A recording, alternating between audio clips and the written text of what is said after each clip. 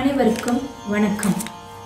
தென்னாடுடைய சிவனை போற்றி எந்நாட்டவர்க்கும் இறைவா போற்றி.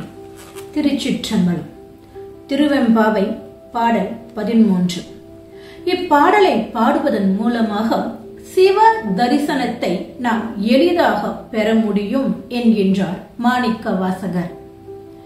பைங்குவளை கார் மலரால் செங்கமல பைம்போதால் அங்கம் குறுகினத்தால் பின்னும் அரவத்தால் தங்கள் மலம் கழுவுவார் வந்து சார்தலினால் எங்கள் பிராட்டியும் எங்கோனும் போன்றிசைந்த பொங்கு மடுவில் புக பாய்ந்து பாய்ந்து நம் சங்க சிலம்ப சிலம்பு கலந்தார்ப்ப கொங்கைகள் பொங்க குடையும் புனல் பொங்க பங்கைய பூம்புணல் பாய்ந்து ஆடேலோர் எம்பாவாய். தோழிமார்கள் அனைவரும் பாவை நோன்பு எடுப்பதன் பொருட்டு பொய்கையில் நீராடுவதற்காக வருகின்றனர். அப்பொழுது பொய்கையில் தோன்றும் காட்சியானது சிவ பார்வதியை அவர்களுக்கு நினைவுபடுத்துகின்றன. எப்படி தெரியுமா? பைங்குவளை கார் மலரால் செங்கமல பைம்போதால் என்கின்றார் மாணிக்க வாசகர். அந்த பொய்கையில் இருக்கக்கூடிய கருமை நிறத்தில் இருக்கக்கூடிய குவளை மலர்களானது பார்வதி தேவியை நினைவுபடுத்துகின்றனவாம். பைங்குவளை கார் மலரால் செங்கமல பைம்போதால் அந்த பொய்கையில் இருக்கக்கூடிய செவ்வண்ண தாமரை மலர்கள் எல்லாம் பொன்னார் மேனியனாக இருக்கக்கூடிய சிவபெருமானை நினைவுபடுத்துகின்றன. எப்படி? கருமை வண்ண குவளை மலர்கள் பார்வதி தேவியையும், செம்மை வண்ண தாமரை மலர்கள் சிவபெருமானையும் அவர்களுக்கு நினைவுபடுத்துகின்றன. அங்கம் குறுகினத்தால் என்கின்றார் மாணிக்க வாசகர். அதாவது அந்த பொய்கையை சுற்றி இருக்கக்கூடிய குறுகு என்னும் பறவை இனங்கள் எப்படி ஆர்ப்பரிக்கின்றனவோ அதுபோல எம்பெருமாட்டியாக இருக்கக்கூடிய பார்வதி தேவி தம்முடைய கைகளில் அணிந்திருக்கக்கூடிய வளையல்கள் ஆர்ப்பரிக்கின்றனவாம். குறுகு என்றால் வளை என்ற பொருளும் உண்டு. அங்கம் குறுகினத்தால் பின்னும் அரவத்தால் அந்த பொய்கை கரையில் இருக்கக்கூடிய வனம் இருக்கின்றதல்லவா, அந்த வனத்தில் பாம்புகள் எல்லாம் ஒன்றோடு ஒன்று பின்னி பிணைந்து இருக்கின்றன. அதை பார்க்கின்ற பொழுது தோழிமார்களுக்கு பயமெல்லாம் வரவில்லையாம்.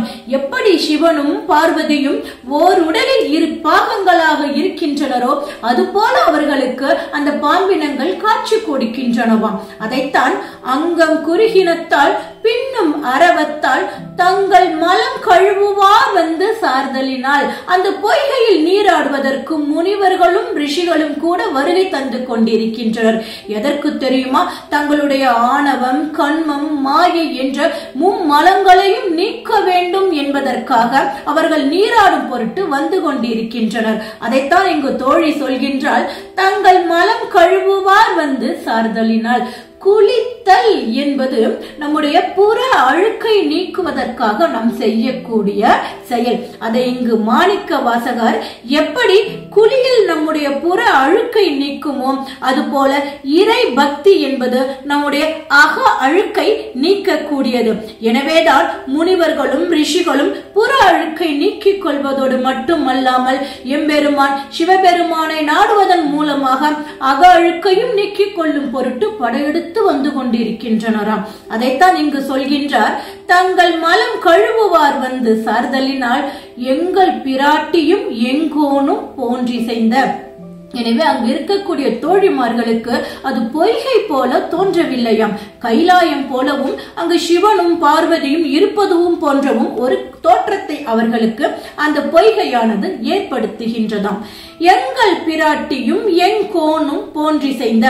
எங்கள் பிராட்டி என்பது பார்வதி தேவியையும், எங்கோன் என்பது எம்முடைய அரசனாக இருக்கக்கூடிய சிவபெருமானையும் இங்கு குறிக்கின்றது.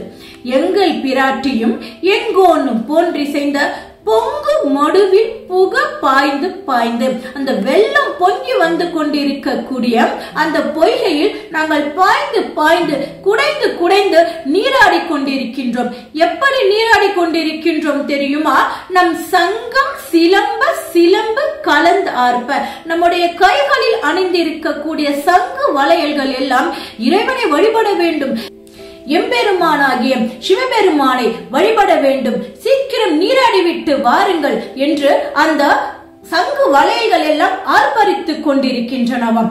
அவ்வகையில் குடைந்து குடைந்து நீராடி புனல் பொங்க பங்கைய பூம்புணல் பாய்ந்து ஆடேலோர் எம்பாவாய். அங்கு பங்கயம் தாமரை மலர்கள் எல்லாம் நிறைந்து இருக்கக்கூடிய அந்த பொய்கையில் நாமும் முனிவர்களும் ரிஷிகளும் எப்படி தங்களுடைய பிறவி பிணியை நீக்கிக் கொள்கிறார்களோ அதுபோல எம்பெருமானுடன் இரண்டரை கலப்பதற்காக நாமும் நம்முடைய பிறவி பிணியை நீக்குவோம், நீராடிவிட்டு வாருங்கள், எம்பெருமானை நாடி செல்வோம் என்பதாக இந்த 13ஆம் பாடலானது அமைந்திருக்கின்றது. மீண்டும் நாளை 14ஆம் பாடலில் சந்திப்போம். நன்றி, வணக்கம்.